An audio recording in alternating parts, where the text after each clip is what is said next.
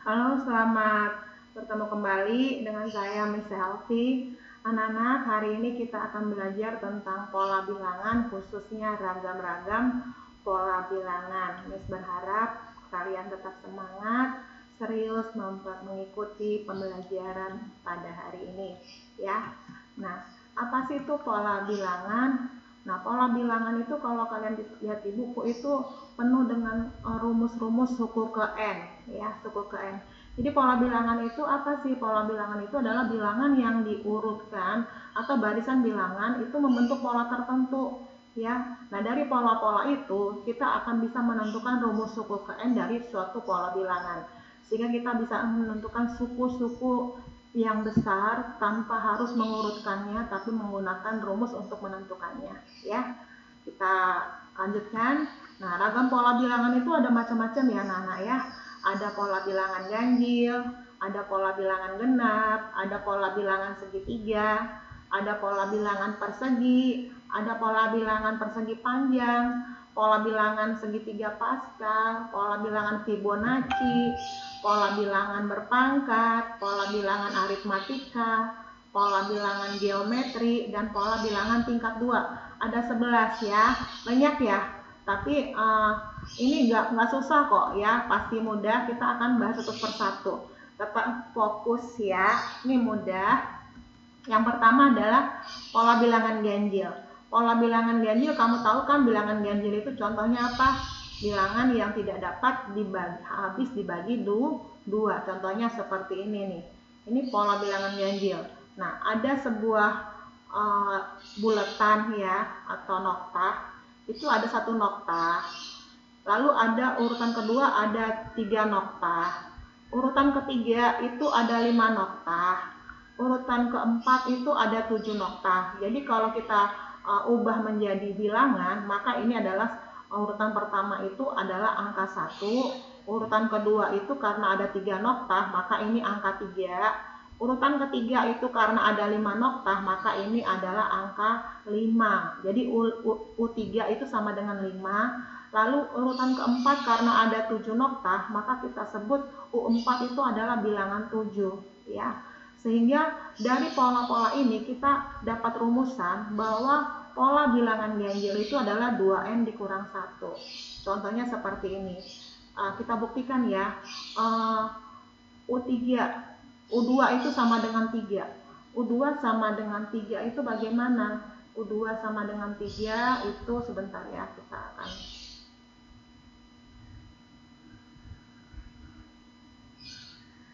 tulis. Ini kalau misalnya ini diganti menjadi 2. Sebentar, dulu.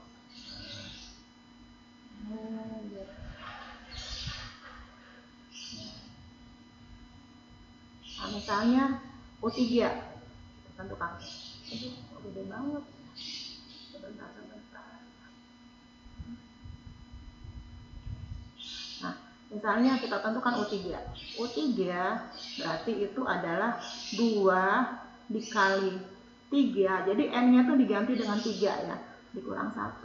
Hasilnya adalah 6 dikurang 1 sama dengan 5. Jadi terbuktikan bahwa U3 itu sama dengan 5. Itu ya. Ya anak-anak ya. Kita lanjut ya. Kita lanjut. Nah, jadi contohnya seperti ini. Ada sebuah bilangan 1, 3, 5, 7. Jadi suku pertama itu 1, suku kedua 3, suku kelima 7, suku ketiga 5, suku keempat 7. Nah, kalau ditanya tentukan berapakah pola bilangan ganjil pada pada urutan ke-12. Ini kan masih urutan ke-4 sampai ke-12, kamu sebenarnya bisa sih secara manual, tapi kan masih enak kalau suku 12. Bagaimana kalau misalnya ditanya suku ke-50 misalnya, kan kamu repot juga kalau ngurutin ya. Karena itu kita pakai rumus yang seperti ini, yaitu UN sama dengan 2N dikurang 1. Sehingga dapatlah U12 sama dengan 2N dikurang dikurang 1 ya, sehingga dapat dia bahwa urutan ke-12 itu adalah 23 ya anak-anak ya. Nah, lanjut ke pola bilangan genap. Pola bilangan genap itu kita tahu bilangan genap itu adalah bilangan yang habis dibagi 2 ya. Misalnya 100 kalau dibagi 2 kan habis ya, nggak nyisa kan ya. Tapi kalau 55 misalnya itu dibagi 2 kan sisa ya, 25,5 sisa gitu ya. Jadi nggak habis gitu. Nah, di sini di gambar-gambar noktah ini, suku pertama ini ada 2 noktah. Karena itu dibilang suku pertama itu atau U1 sama dengan 2. Urutan kedua itu ada 4 noktah. Karena itu U2 dibilang sebagai angka 4 ya. Urutan ketiga ada 6 noktah. Karena itu U3 adalah 6. Urutan keempat itu ada 8 noktah, karena itu U4 sama dengan 8. Dari rumusan, dari nota-nota ini, dari angka-angka 2, 4, 6, 8, kita bisa menentukan rumus suku ke N-nya. Bahwa rumus suku ke N artinya UN itu bilangan genap itu adalah 2N atau 2 dikali N ya. 2 dikali N ya. Contohnya misalnya kalau seperti ini. Ya, kita misalnya tentukan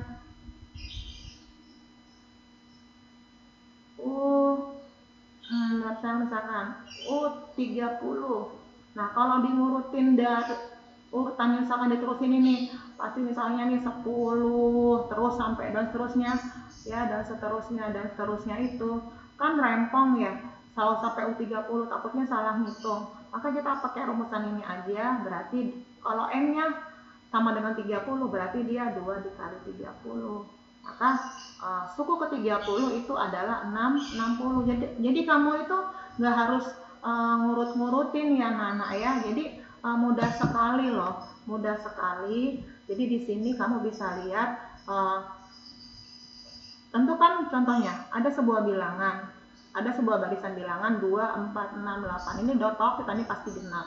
Tentukan berapakah pola bilangan genap ke-12. Tentukan U12. Nah, kamu tinggal masukin rumusnya ya. Udah ya. Oke.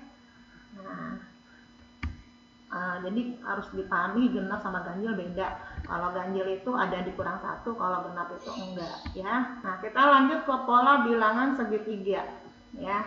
Pola bilangan segitiga, kenapa dikatakan pola bilangan segitiga? Itu karena noktah-noktahnya ini disusun membentuk seperti sebuah segitiga. Ya, kalau kamu perhatikan nih, seperti sebuah segitiga kan. Nah, dari noktah ini misalkan noktah pertama hanya 1. Ini hanya bulatan 1 ya.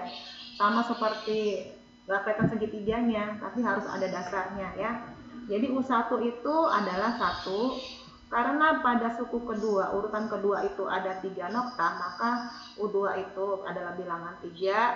Terus karena ada urutan ketiga ini ada, kalau kita hitung ini ada 6 noktah ya, maka U3 itu sama dengan 6. Nah, di sini kalau kita hitung tuh noktahnya ada 10, karena itu U4 adalah 10 ya. Sehingga dapatlah rumusan. Ini rumusan. Jadi angkanya itu kan 1, 3, 6, 10.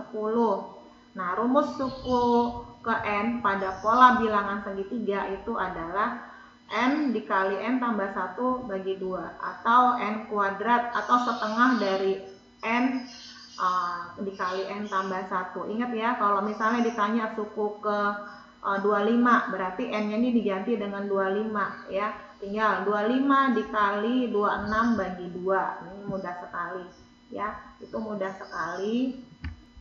Contohnya seperti ini. Misalnya ditanya U20 misalnya.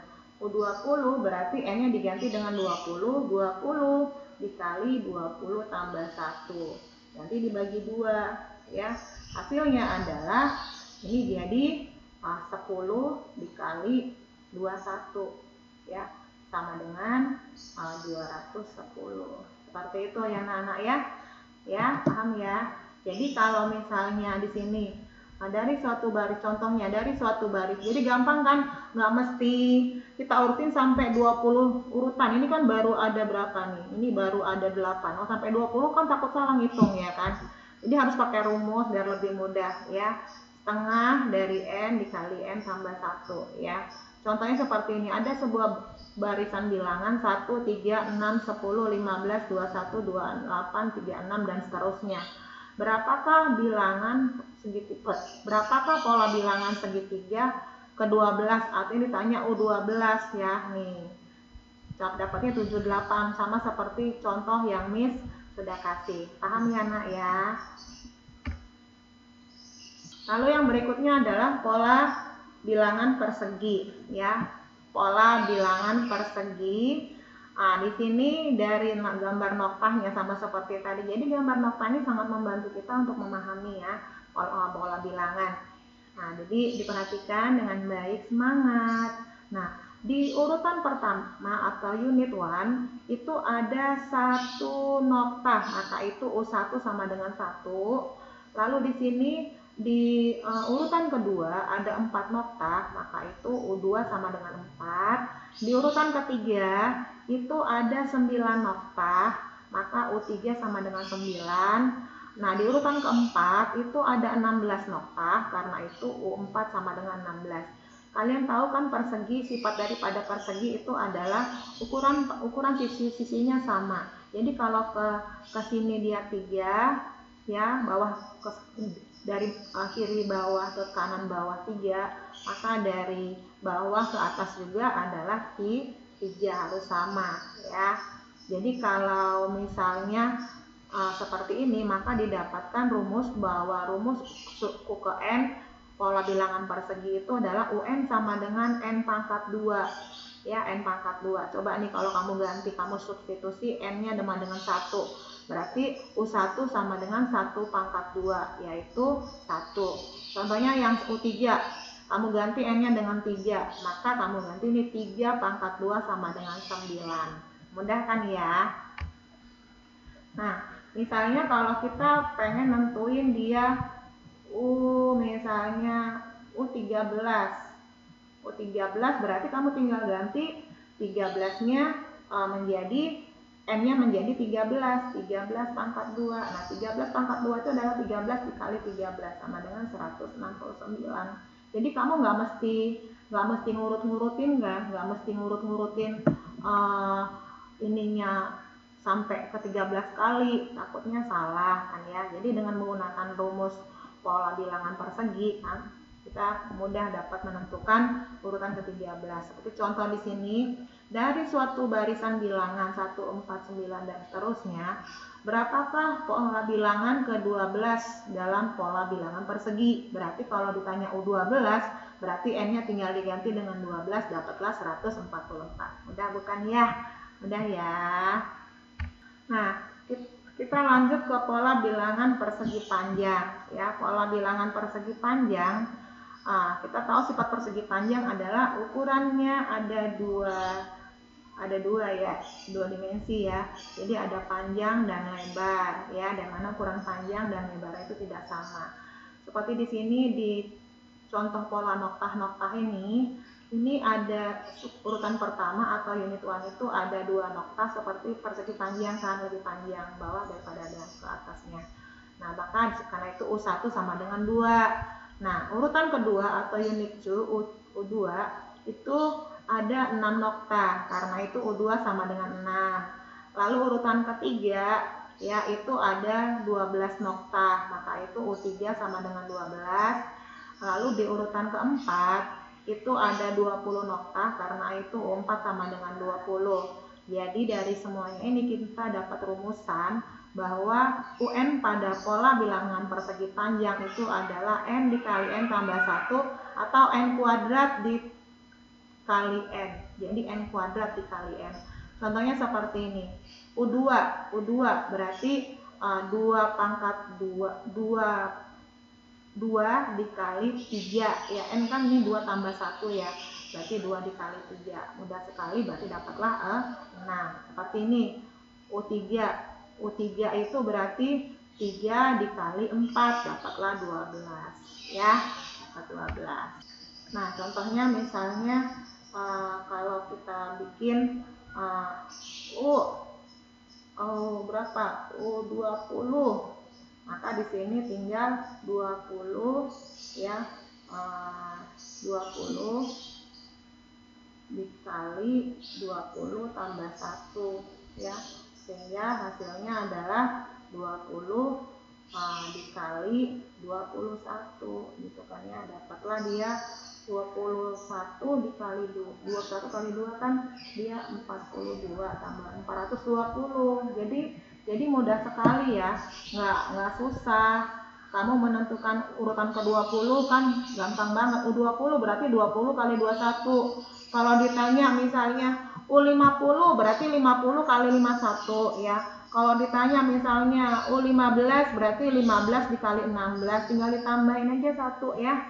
Nah, contohnya seperti di sini, dari suatu barisan bilangan 26, 12, 20, 30, berapakah suku ke-12 pada pola bilangan persegi? Nah, kita gunakan rumusnya, yaitu UN sama dengan N dikali N tambah 1. Karena ditanya dia suku ke-12, berarti dia di sini 12 dikali 12 tambah 1. Ini salah nih ya. Ini harusnya 12. Nah, ini 12. Jadi ini harusnya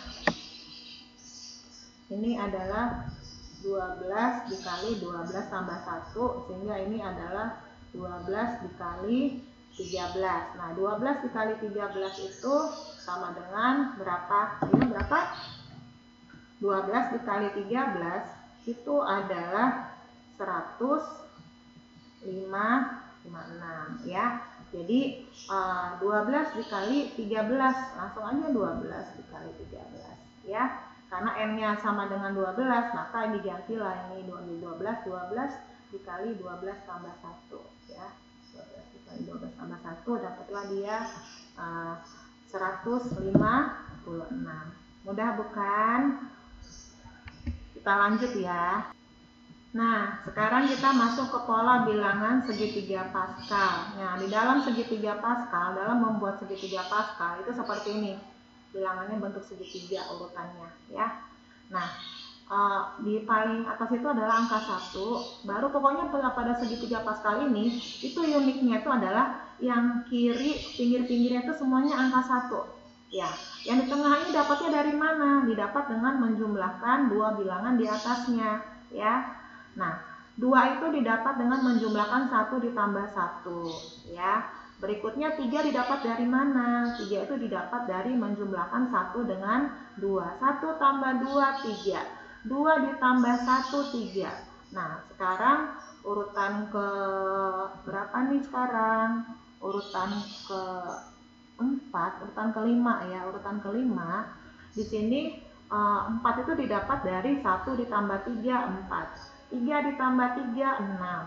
3 ditambah 1, 4. Lalu seterusnya seperti itu. 1 ditambah 4, 5. 4 ditambah 6, 10. 6 ditambah 4, 10. 4 ditambah 1, 5. Lalu 1. Ya, ini pola segitiga Pascal ya. Rumus suku ke N, jadi seperti ini dibilang. Dijumlahkan ini, kalau dijumlahkan ini adalah jumlahnya adalah 1. Sama seperti nokta tadi ya, nokta dijumlahin. Kalau ini bilangan pada barisan itu dijumlahin ya. Barisan pertama itu jumlahnya 1. Barisan kedua itu 1 ditambah 1, 2. Barisan ketiga atau U3 itu kalau dijumlahin 1 tambah 2 tambah 1 itu 4 ya. Lalu barisan keempat itu jumlahnya 8. Lalu barisan kelima jumlahnya 16. Barisan keenam jumlahnya 32. Ini kalau kamu bikin segitiga, misalkan ditanya tentukan barisan ke-25. Nah, kan repot ya mau bikin panjang gitu, takes time juga kan. Karena itu ada sebuah rumus kan untuk pola segitiga Pascal, yaitu 2 dipangkat N kurang 1. Ya, 2 dipangkat N kurang 1. Jadi contohnya kalau kita mau tentukan ini dipangkat ya. Jadi kalau ditanya tentukan U15. U15 berarti tinggal 2 dipangkat 15 kurang 1. berarti dia 2 di pangkat 14. Nah, kamu tinggal cari 2 pangkat 14 berapa gitu. Ya, 2 kali 2 sebanyak 14 kali. Nanti dapat hasilnya. Oke? Nah, contohnya seperti ini. Ini contoh segitiga Pascal ya. Tentukan suku ke-12 pada pola bilangan segitiga Pascal ya. Nah, di sini sukunya itu kan 2 pangkat n dikurang 1 ya, 2 pangkat 11 jadinya. Hasilnya adalah 2 pangkat 11. 2 pangkat 11 itu adalah 2048. Maka suku ke-12 pada pola segitiga Pascal itu pola bilangan segitiga Pascal itu adalah 2048. Jadi kalau kamu bikin sampai 12 kali kan segitiga Pascalnya kan makan waktu ya. Jadi lebih mudah dengan menggunakan rumus. Oke, lanjut ya. Berikutnya adalah pola bilangan Fibonacci. Nah, pola bilangan Fibonacci ini kenapa dibuat nama Fibonacci? Karena yang menemukannya adalah seseorang yang bernama Fibonacci, yaitu seorang ahli matematika ya. Nah, pada pola Fibonacci itu suku berikutnya didapat dengan menjumlahkan 2 suku di depannya. Ya, seperti di sini. Ini bilangan awal itu selalu 1 dengan 1. Pada pola Fibonacci bilangan awal itu 1 dengan 1. Jadi 1 ditambah 1, 2. Nah, pola berikutnya itu didapat dengan menjumlahkan 2 bilangan di depannya. Jadi 3 itu didapatkan dengan menjumlahkan 1 ditambah dengan 2, 3. Nah, 5 juga didapat dengan menjumlahkan 2 dengan 3. 8 didapat dengan menjumlahkan 3 dengan 5. Pokoknya 2 bilangan di depannya sebelumnya itu dijumlahkan, itu dapatlah suku berikutnya. Nah, suku berikutnya setelah ini berapa? Nah, maka didapat dengan menjumlahkan 8 dengan 3, 13. Ya, dapatlah 21. Nah, karena itu dapatlah rumus suku ke n pada pola bilangan Fibonacci, yaitu didapatkan dengan menjumlahkan 2 suku sebelumnya ya. Suku indekatnya lalu 2 suku sebelumnya lagi begitu ya. Nah, for example adalah seperti ini. Nah, pola bilangan Fibonacci adalah 1, 1, 2, 3, 5, 8, 13, 21, 34. Tentukan 2 suku berikutnya. Nah, tadi ingat ya bahwa dalam pola bilangan Fibonacci suku berikutnya didapatkan dengan cara menjumlahkan 2 suku sebelumnya atau di depannya ya. Nah, karena itu berikutnya adalah didapat 55. Didapat dari mana 55? Ya, maka 55 itu didapat dengan menjumlahkan 21 dengan 34, dapat 55. Selanjutnya suku berikutnya didapat dengan menjumlahkan 34 dengan 55, dapatlah 89. Paham ya? Pokoknya dalam pola bilangan Fibonacci, 2 suku berikutnya didapatkan dengan cara menjumlahkan 2 suku di depannya. Semangat! Yang berikutnya adalah pola bilangan berpangkat ya. Pola bilangan berpangkat di sini Miss ajarin 2 macam ya, pola bilangan pangkat 2 dan pangkat 3. Jadi dalam pola bilangan berpangkat memang pangkat 2 berarti suku berikutnya didapatkan dengan cara memangkat 2 kan ya. Seperti di sini urutan pertama U1 berarti dia 1 pangkat 2 dapatlah 4. Urutan kedua itu 2 pangkat 2 ya, maka dapatlah 4 ya. Urutan ketiga U3 berarti n-nya sama dengan 3 kan, maka dapatlah 3 pangkat 2. 3 pangkat 2 9. Urutan keempat berarti n-nya 4, berarti dia 4 pangkat 2 16 dan seterusnya ya. Lalu pola bilangan pangkat 3 itu sama seperti pola bilangan pangkat 2, tadi dipangkatin 2. Kalau pada pola bilangan pangkat 3 berarti n-nya dipangkatin 3 ya. Suku pertama berarti U1 berarti n-nya sama dengan 1, berarti 1 pangkat 3, hasilnya 1 gitu ya. Lalu suku kedua itu berarti n-nya sama dengan 2, berarti 2 pangkat 3 8. Suku ketiga berarti n-nya sama dengan 3, akhirnya 3 pangkat 3 itu 27 dan seterusnya. Paham ya nak ya? Paham. Nah, yang berikutnya kita masuk ke pola bilangan aritmatika. Pola bilangan aritmatika ini adalah pola bilangan dengan kode tambah-tambah. Jadi ditambah-tambah. Di mana dari suku sebelum dengan setelah itu memiliki selisih yang sama.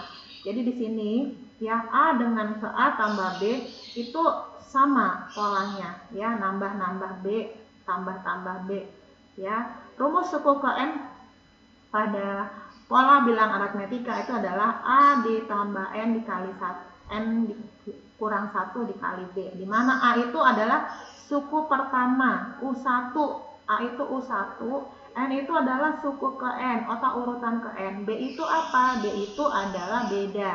B itu didapat dengan cara mengurangi suku. Jadi B itu adalah misalnya U2 dikurang U1, maka dapat B. Atau misalnya U8 dikurang U7. Jadi B-nya itu harus sama ya. B-nya sama ya, sama. Nah, kita lanjut ke contohnya seperti ini pada pola bilangan aritmetika ya. Pada pola bilangan aritmetika itu misalkan bilangan genap ya, itu dari 2 ke 4 kan nambahnya 2 kan.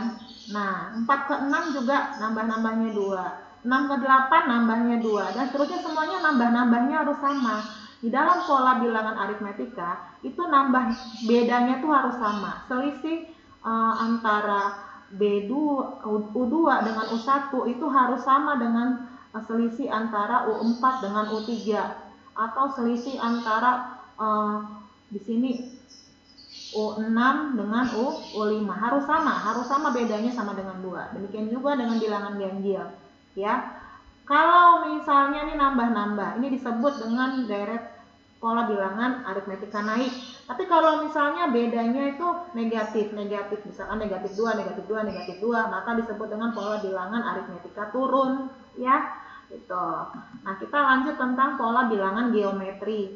Pola bilangan geometri itu adalah suku berikutnya didapatkan dengan cara mengalihkan suku pertama dengan sebuah rasio yang sama, di mana R ini harus sama untuk setiap suku ya. Rumus suku ke N seperti di sini. Suku pertama adalah A, suku kedua adalah A dikali R, suku ketiga adalah A dikali R pangkat 2 ya. Nah, rumus suku ke N-nya itu adalah A dikali R pangkat N dikurang 1 ya. Jadi kalau misalnya di sini Miss mau bikin, kalau ditanya kalau geometri misalnya U10 berarti A dikali R pangkat 9 ya. Dari mana 9? 10 dikurang 1. Kalau misalnya U20 berarti A dikali R pangkat 19 ya, pangkat 19 ya. Dari mana itu R? R itu adalah rasio atau perbandingan suku setelah dengan suku sebelum. Ini suku 2 bagi U1. Atau bisa juga di sini U7 per U6. Nah, ini semua R-nya ini harus sama. R harus sama, itu syaratnya harus sama ya. Jadi nggak boleh beda. R-nya harus sama. Oke. Nah, paham ya? Jadi R itu pada bilangan geometri harus sama, karena dia suku berikutnya didapat dengan cara mengalihkan dengan kuadrat dengan pangkat dari R tersebut. Oke. Nah, kita lanjut ke yang berikutnya, yaitu contoh pola bilangan geometri di sini nih.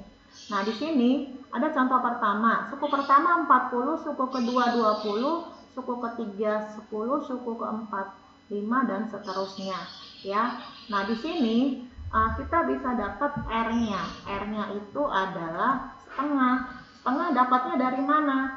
Tadi udah dibilang bahwa R itu adalah perbandingan antara suku setelah dengan suku sebelum. U2 dibagi U1. Maka di sini 20 dibagi 40. Hasilnya adalah 1/2 ya kan? Nah, ini didapat dari mana? Ini didapat dari 10 per 20. 1/2 kan? Ini didapat dari mana? 5 per 10, 1/2. Nah, di dalam pola geometrik ini sudah bilang tadi bahwa R harus sama. Ya, R itu harus sama, nggak boleh di sini R-nya setengah, di sini R-nya 1/3, nggak boleh ya. Pada pola bilangan geometri itu rasionya atau perbandingannya harus sama. Contoh keduanya misalnya seperti ini, 2 terus minus 6 terus 18 terus minus 54. Ini gimana? Nah, di sini kita bisa lihat bahwa R-nya itu dapatnya adalah negatif 3. Nah, R itu didapat dari mana? Negatif 6 dibagi 2, dapatlah dia negatif 3. Jadi R-nya sama dengan 3. Nah, di sini dari minus 6 per 3, dapatlah dia per 2, dapatlah minus 3. Di sini dapatnya minus 3 dari mana? Ayo. Iya, 18 dibagi negatif 6, dapatnya minus 3. Di sini dapatnya dari mana? Iya, dapatnya dari negatif 54 per 18, dapatnya negatif 3. Jadi R-nya harus sama. Ingat ini ya. Oke, paham anak-anak? Iya, pasti mudah. Matematika itu nggak ada yang sulit ya. Kita lanjut ke yang berikutnya, pola bilangan tingkat 2. Apa sih artinya pola bilangan tingkat 2? Tadi Miss coba review kembali pola bilangan aritmetika. Di sini dikatakan pola bilangan tingkat 1. Kenapa? Karena seperti yang di sini contoh. Pada tingkat pertama sudah terdapat bedanya sama bedanya ya. Pada tingkat pertama. Sedangkan pada pola bilangan tingkat 2 berselisih tetap. Nah, di sini kalau kita lihat contohnya di sini, nah 1 ke 3 itu nambahnya 2, 3 ke 6 itu nambahnya 3, 6 ke 10 itu nambahnya 4, 10 ke 15 itu nambahnya 5, ya, itu nambahnya 5. Beda-beda kan, pada tingkat pertama dia selisihnya nggak sama, tapi pada tingkat kedua selisihnya sama, jadi selisih nambah-nambahnya itu yang sama. Ya, selisih nambah-nambahnya. Kalau ini kan dari 1 ke 3 nambahnya 2, 3 ke 6 nambahnya 3. Nah, kalau pada pola bilangan tingkat 2, yang sama itu adalah selisih yang nambah-nambahnya, ya. Jadi untuk pola bilangan tingkat 2 itu menentukan rumus UKN-nya agak lebih sulit daripada dengan manual, tapi ada sih rumus penentukannya, itu nanti pada persamaan 3 variabel ya. Nanti ketika masuk ke persamaan 2 variabel, Miss akan ajarkan tentang yang 3 variabel ya. Enakan manual aja. Nah, di sini berarti dapatnya yang berikutnya adalah kalau dari 10 ke 15 nambah 5, maka berikutnya adalah didapat dengan cara menambah berapa di sini. Nah, di sini ke berikutnya berarti dia nambah 6 kan. Berarti di sini adalah berapa? 15 tambah 6, 21. Nah, berikutnya dia nambah 7. Maka di sini adalah 28. Nah, di sini ini kemarin kan dia 1. Nah, ke 7 1. Jadi berselisih tetap di tingkat kedua, itulah maksudnya ya. Berselisih tetap di tingkat kedua. Oke. Nah, misalnya kamu ulang-ulang kembali sampai paham, lalu coba kamu ganti-ganti n-nya itu seperti di sini ya. Ini kamu ganti-ganti n-nya ya dengan bilangan sesuka-sukamu aja. Ini kamu ganti n-nya, misalnya aku pengen n 35, ya ganti aja 35 dikali 36 dibagi 2. Udah dapat kan, berarti U35 pada pola bilangan segitiga. Oke, anak-anak nanti pantengin terus Google Classroom-nya karena Miss akan infokan di situ latihan. Dan berikutnya kita akan masuk kepada baris dan deret ya, pola bilangan khususnya aritmetika dan geometri. Nah, Miss mau bagikan sebuah ayat yang dari Filipi 4 ayat 13 ya. Filipi 4 ayat 13. Segala perkara dapat kutanggung di dalam Dia memberi kekuatan kepadaku. Walaupun kamu pikir matematika ini berat buat kamu, susah, tapi percayalah, berserah kepada Tuhan, mohon pertolongan Tuhan. Tuhan pasti memampukan kamu untuk menguasai setiap pelajaran. Oke, selamat belajar, tetap semangat, jangan lupa bahagiakan orang tuamu agar mereka sehat bahagia selalu. God bless you, jangan lupa like and subscribe.